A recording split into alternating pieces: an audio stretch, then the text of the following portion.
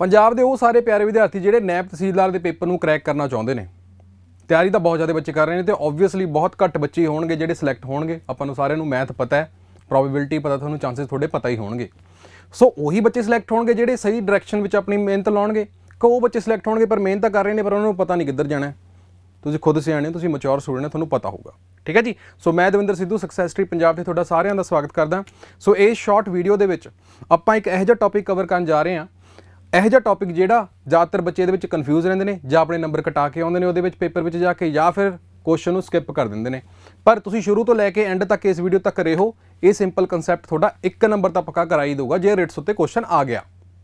ਠੀਕ ਹੈ ਜੀ। ਸੋ ਰਿਟਸ ਆਫ ਦੀ ਕਨਸਟੀਟਿਊਸ਼ਨ ਦੇ ਆਪਾਂ ਅੱਜ ਵੀਡੀਓ ਬਣਾ ਰਹੇ ਹਾਂ।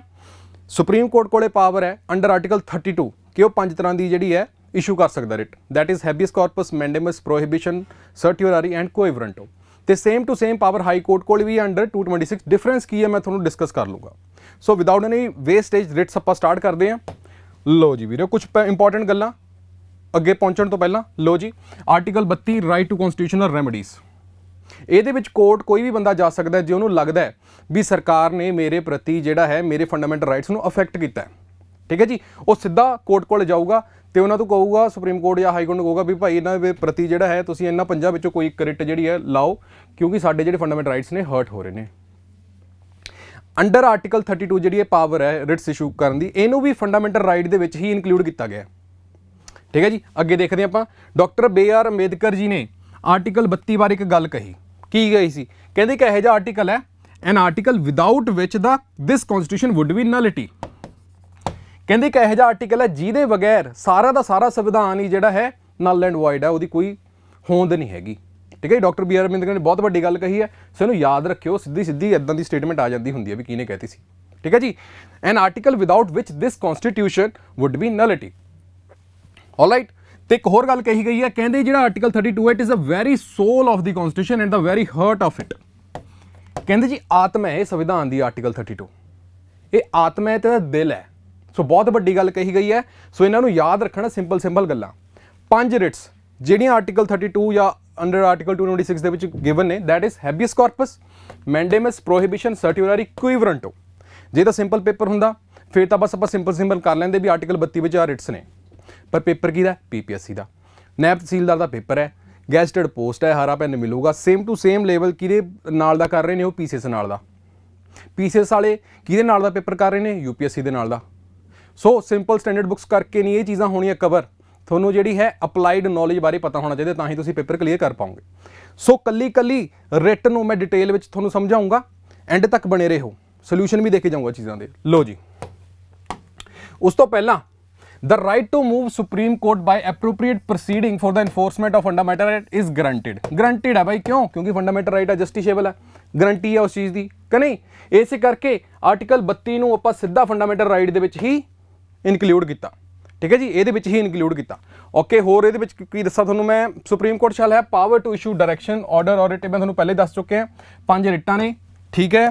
ਆ ਇੱਕ ਨੋਟ ਯਾਦ ਰੱਖ ਲਿਓ, ਵੈਸੇ ਮੈਂ ਤੁਹਾਨੂੰ ਪਹਿਲਾਂ ਵੀ ਦੱਸਤਾ। ਆਰਟੀਕਲ 226 ਦੇਖੋ, ਸੁਪਰੀਮ ਜੇ ਤੁਹਾਡਾ ਕੋਈ ਫੰਡਾਮੈਂਟਲ ਰਾਈਟ ਹਰਟ ਹੋਇਆ, ਤੁਸੀਂ ਸੁਪਰੀਮ ਕੋਰਟ ਕੋਲ ਗਏ, ਸੁਪਰੀਮ ਕੋਰਟ ਤੁਹਾਨੂੰ ਉਸ ਚੀਜ਼ ਤੋਂ ਮਨਾ ਨਹੀਂ ਕਰ ਸਕਦਾ, ਉਹਨੂੰ ਰਿਟ ਇਸ਼ੂ ਕਰਨੀ ਪਊਗੀ। ਪਰ ਜਿਹੜੀ ਹਾਈ ਕੋਰਟ ਕੋਲੇ ਜੇ ਤੁਸੀਂ ਇਹ ਆਪਣੀ ਫਰਿਆਦ ਲੈ ਕੇ ਜਾਓਗੇ ਵੀ ਫਲਾਣੇ ਬੰਦੇ ਪ੍ਰਤੀ ਜਾਂ ਸਟੇਟ ਦੇ ਪ੍ਰਤੀ ਤੁਸੀਂ ਇਹ ਰਿਟ ਇਸ਼ੂ ਕਰੋ, ਹਾਈ ਕੋਰਟ ਉਹਨੂੰ ਡਿਨਾਈ ਕਰ ਸਕਦਾ ਹੈ। ਕਿਉਂਕਿ ਜਿਹੜੀ ਰਿਟ ਇਸ਼ੂਇੰਗ ਜਿਹੜੀ ਪਾਵਰ ਹੈ ਹਾਈ ਕੋਰਟ ਦੀ ਜਿਹੜੀ ਹੈ ਡਿਸਕ੍ਰਿਸ਼ਨਰੀ ਪਾਵਰ ਅੰਡਰ 226। ਬਹੁਤ ਨੋਟ ਲਿਖ ਕੇ ਮੈਂ ਇੱਥੇ ਲਿਖਿਆ ਹੋਇਆ ਕਿਉਂਕਿ ਜ਼ਰੂਰੀ ਹੈ। ਸੋ ਟੈਲੀਗ੍ਰਾਮ ਚੈਨਲ ਨੂੰ ਵੀ ਜੁਆਇਨ ਕਰਨਾ ਵੀ ਜ਼ਰੂਰੀ ਹੈ ਕਿਉਂਕਿ ਆਹ PDF ਸਿੱਧੀ ਉੱਥੇ ਜਾਊਗੀ। ਠੀਕ ਹੈ ਜੀ। ਸੋ note article 226 is discretionary which implies that high court may refuse to exercise its writ jurisdiction। ਅੱਛਾ, ਜੇ ਹਾਈ ਕੋਰਟ ਨੇ ਰਿਫਿਊਜ਼ ਕਰਤਾ ਫਿਰ ਤੁਸੀਂ ਸੁਪਰੀਮ ਕੋਰਟ ਕੋਲ ਜਾਓ। ਠੀਕ ਹੈ। ਸੁਪਰੀਮ ਕੋਰਟ ਵਾਲੇ ਨਹੀਂ ਮਨਾ ਕਰਨਗੇ। ਇਹ ਗੱਲ ਯਾਦ ਰੱਖ ਲਿਓ, ਨੋਟ ਜ਼ਰੂਰੀ ਹੈ ਵੀ ਇਹ ਹਾਈ ਕੋਰਟ ਦੀ ਡਿਸਕ੍ਰਿਸ਼ਨਰੀ ਪਾਵਰ ਹੈ। ਨੈਬ ਦੇ ਪੇਪਰ ਵਿੱਚ ਇਦਾਂ ਦੀਆਂ ਚੀਜ਼ਾਂ ਜ਼ਰੂਰੀ ਨੇ। ਲੋ ਜੀ, ਇੱਕ ਐਕਸੈਪਸ਼ਨ ਵੀ ਮੈਂ ਨਾਲ ਕਰਵਾ ਦੇਵਾਂ, ਜ਼ਰੂਰੀ ਹੈ ਕਿਉਂਕਿ ਪਾਰਲੀਮੈਂਟ ਕੋਲ ਇੱਕ ਪਾਵਰ ਹੈ।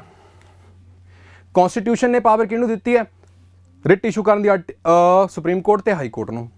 ਤੇ ਪਾਰਲੀਮੈਂਟ ਕੋਲ ਇਹ ਪਾਵਰ ਹੈ ਕਿ ਜਿਹੜੀ ਰਿਟ ਇਸ਼ੂ ਕਰਨ ਦੀ ਪਾਵਰ ਹੈ ਕਿਸੇ ਲੋਅਰ ਕੋਰਟ ਨੂੰ ਵੀ ਦੇ ਸਕਦੀ ਹੈ। Parliament can empower any other court to issue directions, orders or writs of all kinds. ਠੀਕ ਹੈ ਜੀ। ਸੋ ਇਹ ਗੱਲ ਯਾਦ ਰੱਖਣੀ ਹੈ, ਬੜੀ ਜ਼ਰੂਰੀ ਗੱਲ ਹੈ। ਠੀਕ ਹੈ ਜੀ। ਤੇ ਗੱਲ ਜਦੋਂ ਆਉਂਦੀ ਹੈ ਨੈਸ਼ਨਲ ਐਮਰਜੈਂਸੀ ਦੀ, ਤੁਹਾਨੂੰ ਪਤਾ ਹੈ ਜਦੋਂ ਨੈਸ਼ਨਲ ਐਮਰਜੈਂਸੀ ਲੱਗ ਗਈ ਸਾਰੇ ਆਰਟੀਕਲ ਭੰਗ ਹੋ ਜਾਂਦੇ ਨੇ, ਸਿਰਫ ਆਰਟੀਕਲ 20 ਤੇ 21 ਬਚਦੇ ਨੇ। ਜਦੋਂ ਨੈਸ਼ਨਲ ਐਮਰਜੈਂਸੀ ਆ ਜਾਵੇ ਉਦੋਂ ਥੋੜਾ ਆਰਟੀਕਲ 32 ਯਾਨੀ ਕਿ ਥੋੜਾ right to move supreme court ਔਰ ਹਾਈ ਕੋਰਟ ਵੀ ਜਿਹੜਾ ਹੈ ਸਸਪੈਂਡ ਹੋ ਜਾਂਦਾ ਹੈ। ਇਹ ਗੱਲ ਕਿਹੜੇ ਆਰਟੀਕਲ 'ਚ ਲਿਖੀ ਹੈ? Under article 359। ਜ਼ਰੂਰੀ ਗੱਲ ਯਾਦ ਰੱਖ ਲਿਓ, ਠੀਕ ਹੈ ਜੀ, ਜ਼ਰੂਰੀ ਗੱਲ ਯਾਦ ਰੱਖ ਲਿਓ। ਲੋ ਜੀ, ਉਸ ਤੋਂ ਬਾਅਦ 5 ਰਿਟਾਂ ਤੇ ਆਉਂਗਾ ਸਿੱਧਾ ਮੈਂ। Habeas corpus, ਮੈਂਡੇਮਸ, ਸਰਟੀਓਰਾਰੀ, ਪ੍ਰੋਹਿਬਿਸ਼ਨ, ਕੁਇ ਬ੍ਰਾਂਟੋ। ਲੋ ਜੀ, ਪਹਿਲੀ ਰਿਟ ਜਿਹਦਾ ਨਾਮ ਹੈ ਹੈਬੀਅਸ ਕਾਰਪਸ। ਹੈਬੀਅਸ ਕਾਰਪਸ ਮਤਲਬ ਕੀ ਹੈ? To have the body of.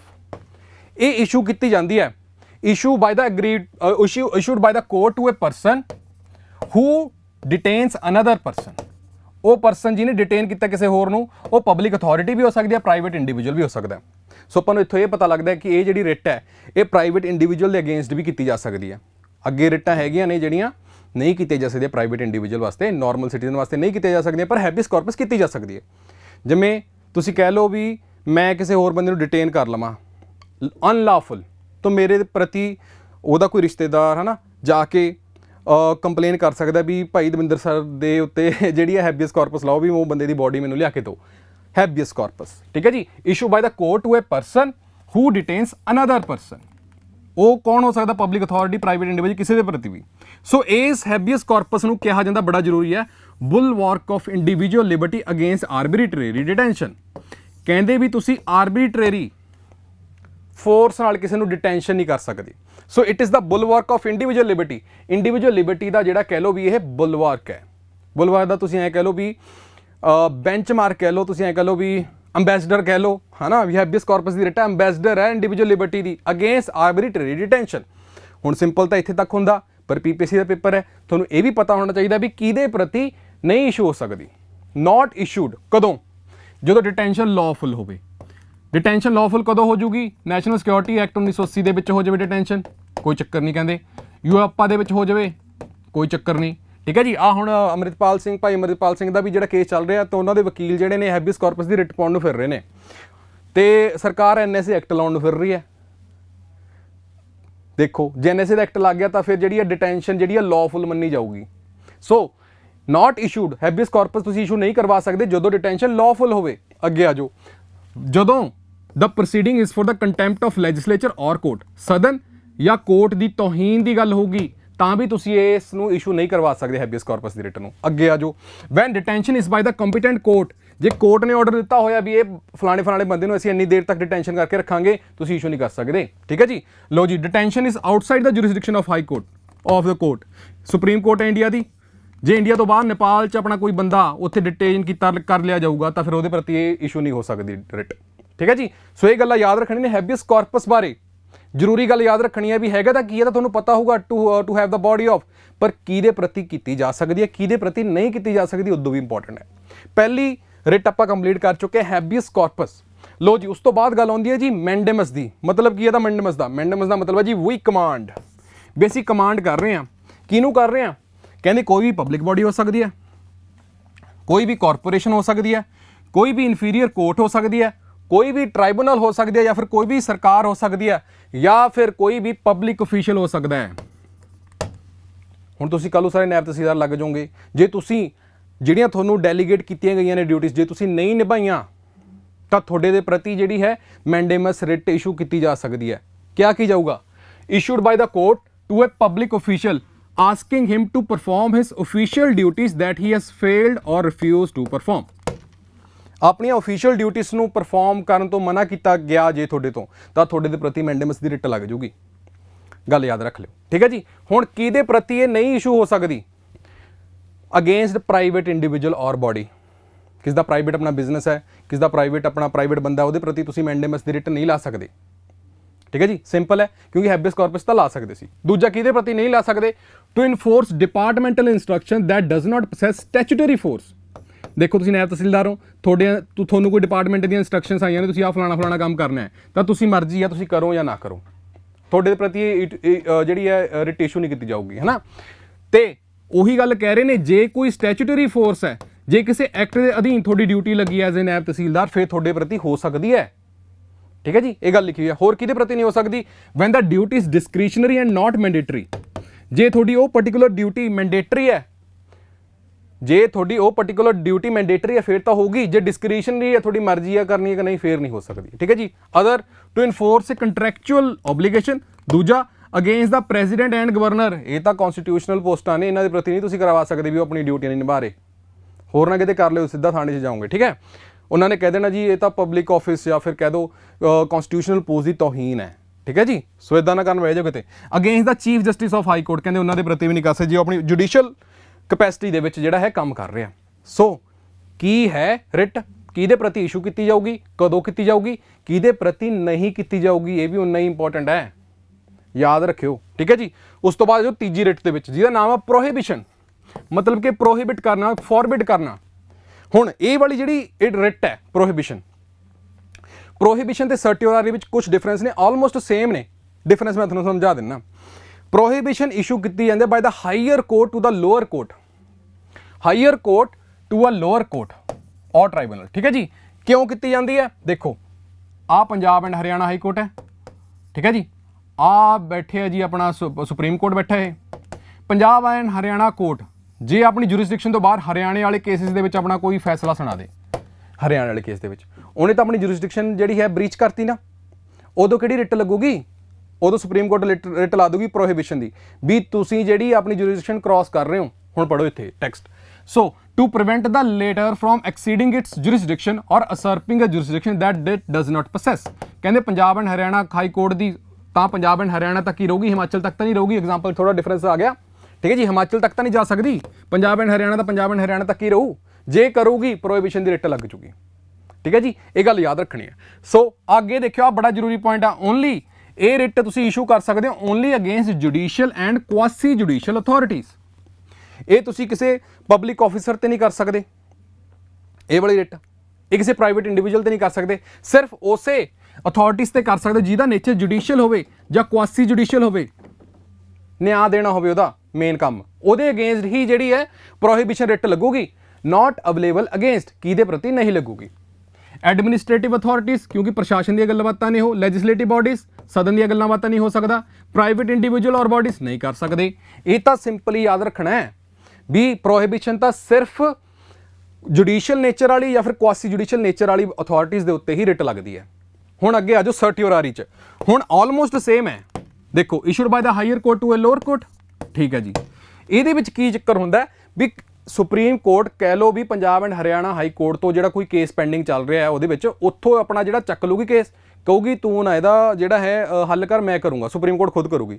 ਚੱਕ ਲਿਆ ਕੇਸ ਆਪਣੇ ਕੋਲ ਰੱਖ ਲਿਆ, ਚੱਕ ਲਿਆ ਕੇਸ ਹਰਿਆਣਾ ਹਾਈ ਕੋਰਟ ਤਾਂ ਆਪਣੇ ਕੋਲ ਰੱਖ ਲਿਆ, ਮੈਂ ਇਹਨੂੰ ਜਿਹੜਾ ਹੈ ਸੋਲਵ ਕਰੂੰਗੀ। ਲੋ ਜੀ, to transfer a case pending with the latter to itself to squash the order of the latter in a case.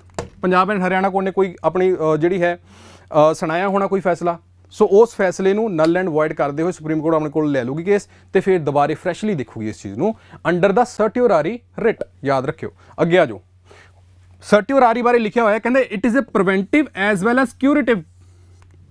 Curative ਮਾਨੇ ਵੀ ਕੋਈ ਆਰਡਰ ਗਲਤ ਆਇਆ ਸੀ ਤਾਂ ਉਸ ਆਰਡਰ ਨੂੰ ਫਰੈਸ਼ਲੀ ਦੇਖੂਗੀ ਵੀ, ਕਿਊਰੇਟਿਵ ਕਿਉਰ ਵੀ ਕਰਦੀ ਹੈ, ਜਦਕਿ ਪ੍ਰੋਹਿਬਿਸ਼ਨ ਸੀ ਉਹ ਸਿਰਫ ਪ੍ਰੋਹਿਬਿਟ ਕਰਦੀ ਸੀ, preventive C we Bhai Punjab and Haryana high court ਤੂੰ ਹਿਮਾਚਲ 'ਚ ਨਹੀਂ ਜਾਣਾ, ਪ੍ਰੀਵੈਂਟ ਕਰ ਰਹੀ ਹੈ। ਪਰ ਸਰਟਿਓਰਾਰੀ ਵਾਲੀ ਰਿਟ ਕੀ ਆ, ਉਹ ਪ੍ਰੀਵੈਂਟ ਵੀ ਕਰ ਰਹੀ ਹੈ ਤੇ ਕਿਉਰ ਵੀ ਕਰ ਰਹੀ ਹੈ। ਜ਼ਰੂਰੀ ਗੱਲ। ਠੀਕ ਹੈ ਜੀ। ਅੱਗੇ ਆ ਜਾਓ, judicial and quasi judicial administrative authorities affecting the rights of individuals relating to the schedule caste population, ਉਹਨਾਂ ਦੇ ਅਗੇਂਸਟ ਜਿਹੜੀ ਆ ਰਿਟ ਹੋ ਸਕਦੀ ਹੈ। ਇਹ ਗੱਲ ਯਾਦ ਰੱਖ ਲਿਓ। ਠੀਕ ਹੈ ਜੀ। ਇਹ ਇੱਕ ਬਹੁਤ ਐਕਸੈਪਸ਼ਨਲ ਪੁਆਇੰਟ ਹੈ, ਯਾਦ ਰੱਖ ਲਿਓ। ਸੋ ਅਗਲਾ ਪੁਆਇੰਟ ਵੀ ਕਿਹਦੇ ਪ੍ਰਤੀ ਸਰਟਿਓਰਾਰੀ ਦੀ ਰਿਟ ਹੈ ਜਿਹੜੀ ਨਹੀਂ ਹੋ ਸਕਦੀ, ਲੈਜਿਸਲੇਟਿਵ ਬਾਡੀਜ਼ ਸਦਨਾਂ ਤੇ ਨਹੀਂ ਹੋ ਸਕਦੀ, ਪ੍ਰਾਈਵੇਟ ਇੰਡੀਵਿਜੂਅਲਸ ਤੇ ਨਹੀਂ ਹੋ ਸਕਦੀ ਜਾਂ ਫਿਰ ਅਦਰ ਬਾਡੀਜ਼ ਤੇ ਨਹੀਂ ਹੋ ਸਕਦੀ। ਸਿੰਪਲ ਗੱਲਾਂ। ਸੋ ਹੁਣ ਤੱਕ ਆਪਾਂ 4 ਰਿਟਸ ਪੜ੍ਹੀਆਂ ਨੇ, ਬਹੁਤ ਸੌਖੀਆਂ ਹੈਬੀਅਸ ਕਾਰਪਸ ਡਿਟੈਂਸ਼ਨ ਦੇ ਅਗੇਂਸਟ, ਮੈਂਡੇਮਸ ਜੇ ਕੋਈ ਪਬਲਿਕ ਅਫੀਸ਼ੀਅਲ ਆਪਣਾ ਕੋਈ ਕੰਮ ਨਹੀਂ ਕਰ ਰਿਹਾ ਜਿਹੜਾ ਉਹਦਾ ਕੰਮ ਕਰਨਾ ਜ਼ਰੂਰੀ ਹੈ, ਪ੍ਰੋਹਿਬਿਸ਼ਨ ਜੇ ਕੋਈ ਕੋਰਟ ਆਪਣੀ ਜੁਰਿਸਡਿਕਸ਼ਨ ਤੋਂ ਬਾਹਰ ਜਾ ਕੇ ਕੋਈ ਆਪਣਾ ਕੰਮ ਕਰੇ ਹੈ ਨਾ, ਫਿਰ ਪ੍ਰੋਹਿਬਿਸ਼ਨ ਕਰ ਦਾਂਗੇ, ਪ੍ਰੋਹਿਬਿਟ ਕਰ ਦਾਂਗੇ। ਸਰਟਿਓਰਾਰੀ ਲੋਅਰ ਕੋਰਟ ਤੋਂ ਕੇਸ ਚੱਕ ਵੀ ਲਊਗੀ ਤੇ ਉਹਨੂੰ ਕਿਉਰ ਨਵਾਂ ਫਰੈਸ਼ ਆਰਡਰ ਵੀ ਦਊਗੀ ਉਹਦੇ ਉੱਤੇ। ਸਰਟਿਓਰਾਰੀ ਆ 4 ਰਿਟਾਂ ਕਰਨ ਤੋਂ ਬਾਅਦ ਫਿਰ ਆਪਣੀ ਆਉਂਦੀ ਆ 5ਵੀਂ ਰਿਟ ਜਿਹਦਾ ਨਾਮ ਹੈ ਜੀ ਕੋਵਰੰਟੋ, ਕੋਵਰੰਟੋ ਹੈ ਨਾ, ਇਹਨੂੰ ਕਿਊਵਰੰਟੋ ਕਹਾਂਗੇ, ਯਾਨੀ ਕਿ ਬਾਏ ਵਟ ਅਥਾਰਟੀ ਆਫ, ਵੀ ਭਾਈ ਜੇ ਕੋਈ ਪਾਰਟਿਕੂਲਰ ਤੁਸੀਂ ਪੋਸਟ ਜਾਂ ਫਿਰ ਕੋਈ ਆਫਿਸ ਦੇ ਵਿੱਚ ਬੈਠੇ ਹੋ, ਕਿਸ ਅਥਾਰਟੀ ਨਾਲ ਬੈਠੇ ਹੋ? ਕੀ ਇਹ ਫਿਰ ਸਾਰੇ ਹੀ ਹੋ ਗਏ? ਐਵੇਂ ਤਾਂ ਪ੍ਰਾਈਵੇਟ ਆਫਿਸਿਸ ਵੀ ਨੇ, ਉਹਨਾਂ ਦੇ ਵੀ ਕੋਈ ਉੱਤੇ ਹੈੱਡ ਬੈਠਦਾ ਹੈ ਨਾ, ਜਾਂ ਫਿਰ ਕੋਈ ਹੋਰ ਵੀ ਸਟੈਚੂਟਰੀ ਫੋਰਸ ਨਾਲ ਬੈਠਦਾ, ਕੋਈ ਕਨਸਟੀਟਿਊਸ਼ਨਲ ਪੋਸਟ ਨਾਲ ਬੈਠਦਾ, ਕੀ ਹਰੇਕ ਦੇ ਅਗੇਂਸਟ ਲੱਗ ਜੂ? ਨਾ। ਆਹ ਦੂਜਾ ਪੁਆਇੰਟ ਪਹਿਲਾਂ ਪੜਾਉਂਗਾ, ਮਤਲਬ ਕੀ ਇਹਦਾ? ਕਹਿੰਦਾ only in case of substantive constitutional or statutory public office of permanent character. Constitutional character ਕਿਹੜੇ ਨੇ ਜੀ? ਜਿਵੇਂ ਕੈਗ ਹੋ ਗਿਆ, ਜਿਵੇਂ ਇਲੈਕਸ਼ਨ ਕਮਿਸ਼ਨ ਹੋ ਗਿਆ। ਸਟੈਚੂਟਰੀ ਕਿਹੜਾ ਹੋ ਗਿਆ? ਜਿਵੇਂ ਨੈਸ਼ਨਲ ਹਿਊਮਨ ਰਾਈਟ ਕਮਿਸ਼ਨ ਦੇ ਚੇਅਰਮੈਨ ਹੋ ਗਿਆ। ਕਹਿੰਦੇ ਵੀ ਜਿਹੜੀ ਕੋਈ ਵਾਰੰਟੋ ਆ ਕਨਸਟੀਟਿਊਸ਼ਨਲ ਪੋਸਟ ਤੇ ਸਟੈਚੂਟਰੀ ਪੋਸਟਾਂ ਦੇ ਖਿਲਾਫ ਹੀ ਹੋ ਸਕਦੀ ਹੈ, ਕਿਸੇ ਪ੍ਰਾਈਵੇਟ ਇੰਡੀਵਿਜੂਅਲ ਦੇ ਅਗੇਂਸਟ ਨਹੀਂ ਹੋਊਗੀ। ਇਹ ਗੱਲ ਯਾਦ ਰੱਖ ਲਿਓ, ਠੀਕ ਹੈ ਜੀ। So it issued by the court to inquire into the legality of the claim of a person to a public office. ਕੋਈ ਬੰਦਾ ਪਬਲਿਕ ਆਫਿਸ ਤੇ ਬੈਠਾ ਹੈ ਤੇ ਉਹਦੇ ਲੀਗੈਲਿਟੀ ਨੂੰ ਚੈੱਕ ਕਰਨਾ ਕੋਈ ਵਾਰੰਟੋ ਦੀ ਰਿਟ ਨਾਲ, ਠੀਕ ਹੈ ਜੀ। So it prevents illegal assumption of public office. ਵੀ ਕੋਈ ਇਲੈਜੀਟਿਮੇਟ ਬੰਦਾ ਆ ਕੇ ਪ੍ਰੈਜ਼ੀਡੈਂਟ ਦੀ ਜਾਂ ਫਿਰ ਕਨਸਟੀਟਿਊਸ਼ਨਲ ਪੋਸਟਾਂ ਉੱਤੇ ਆ ਕੇ ਨਾ ਬੈਠ ਜਾਵੇ, ਠੀਕ ਹੈ ਜੀ। ਉਹਦੇ ਅਗੇਂਸਟ ਜਿਹੜੀ ਆਹ ਵਾਲੀ ਕੋਈ ਵਾਰੰਟੋ ਦੀ ਰਿਟ ਇਸ਼ੂ ਹੁੰਦੀ ਹੈ, ਠੀਕ ਹੈ ਜੀ। ਹੁਣ ਕਿਹਦੇ ਪ੍ਰਤੀ ਨਹੀਂ ਇਸ਼ੂ ਹੁੰਦੀ ਰਿਟ? ਆਹ ਤੁਹਾਡੇ ਸਾਹਮਣੇ ਆਹ ਪੁਆਇੰਟਸ ਲਿਖੇ ਨੇ, ਉਹੀ ਗੱਲਾਂ ਨੇ। ਹੁਣ 5 ਰਿਟਾਂ ਆਪਾਂ ਇੱਥੇ ਕੰਪਲੀਟ ਕਰ ਲਈਆਂ ਤੇ ਸਾਰੀਆਂ ਦੀਆਂ ਸਾਰੀਆਂ ਇੱਕ ਤੋਂ ਇੱਕ ਘੈਂਟ ਨੇ ਪੂਰੀਆਂ ਰਿਟਾਂ। ਸੋ ਇਹ ਰਿਟਾਂ ਤਾਂ ਕਰਨੀਆਂ ਬਹੁਤ ਜ਼ਰੂਰੀ ਨੇ। ਇਹ ਵੀ ਮੈਂ ਤੁਹਾਨੂੰ ਸਾਰਾ ਕਰਵਾਤਾ ਵੀ ਹਾਂ, ਜੇ ਕੋਈ ਰਿਟ ਹੈ ਤਾਂ ਉਹਦਾ ਮਤਲਬ ਕੀ ਹੈ, ਕਿਹਦੇ ਅਗੇਂਸਟ ਇਹ ਨਹੀਂ ਇਸ਼ੂ ਹੋ ਸਕਦੀ। ਇਹ ਸਭ ਕੁਝ ਕਰਨ ਤੋਂ ਬਾਅਦ ਆਈ ਹੋਪ ਕਿ ਸਾਰਿਆਂ ਨੂੰ ਇਹ ਸਮਝ ਲੱਗ ਗਈ ਹੋਣੀ। ਉਹ ਸਾਰੇ ਪਿਆਰੇ ਵਿਦਿਆਰਥੀ ਜਿਹੜੇ ਆਪਣੇ ਦਮ ਤੇ ਤਿਆਰੀ ਕਰਦੇ ਨੇ 1% ਹੋਣਗੇ ਮੇਰੇ ਹਿਸਾਬ ਨਾਲ, 1 ਜਾਂ 2%। ਬਾਕੀ ਸਾਰਿਆਂ ਨੂੰ ਗਾਈਡੈਂਸ ਦੀ ਲੋੜ ਪੈਂਦੀ ਹੁੰਦੀ ਹੈ। ਨਾਇਬ ਤਹਿਸੀਲਦਾਰ ਦਾ ਕ੍ਰੈਸ਼ ਕੋਰਸ ਜਿਹੜਾ ਸਾਡਾ 5 ਅਪ੍ਰੈਲ ਤੋਂ ਲਾਂਚ ਹੋਇਆ ਹੈ, ਪਹਿਲਾਂ ਵੀ ਮੈਂ ਤੁਹਾਡੇ ਨਾਲ ਬਹੁਤ ਵਾਰ ਡਿਸਕਸ ਕਰ ਲਿਆ, ਆਹ ਦੁਬਾਰੇ ਮੈਂ ਤੁਹਾਡੇ ਨਾਲ ਡਿਸਕਸ ਕਰ ਲੈਣਾ। ਫਟਾਫਟ ਇੱਕ ਅੱਧਾ ਪੁਆਇੰਟ ਜਿਹੜਾ ਜ਼ਰੂਰੀ ਹੈ ਉਹ ਇਹ ਹੈ ਵੀ ਭਾਈ, ਜਿਹੜਾ ਮੈਂ ਤੁਹਾਡੇ ਨਾਲ ਆਪਣਾ ਟਾਈਮ ਟੇਬਲ ਸਲੋਟ ਜਿਹੜਾ ਸਾਰਾ ਕੁਝ ਡਿਸਕਸ ਕੀਤਾ ਸੀ ਵੀ ਜੀਓਗ੍ਰਾਫੀ 8 ਦਿਨ ਚੱਲੂਗੀ, ਹਿਸਟਰੀ 8 ਦਿਨ ਚੱਲੂਗੀ, ਇਹਦੇ ਵਿੱਚ geography, economics, polity, Punjab GK, environment ਤੇ ਸਾਇੰਸ ਐਂਡ ਟੈਕ, ਇਹਦੇ ਕਰੰਟ ਅਫੇਅਰਸ ਨੇ, ਉਹ ਵੀ ਜਿਹੜੇ ਪੀਪੀਐਸਸੀ ਨਾਲ ਰੈਲੇਵੈਂਟ ਕਰੰਟ ਅਫੇਅਰਸ ਨੇ, ਉਹ ਇਸੇ ਕਲਾਸਿਸ ਦੇ ਵਿੱਚ ਜਿਹੜੇ ਇਨਕਲੂਡ ਹੋਣਗੇ। 60 ਦਿਨਾਂ ਨਾਇਬ ਤਹਿਸੀਲਦਾਰ ਦਾ ਕੋਰਸ ਹੈ, ਠੀਕ ਹੈ। 5 ਅਪ੍ਰੈਲ ਤੋਂ ਸਟਾਰਟ ਆਪਣਾ।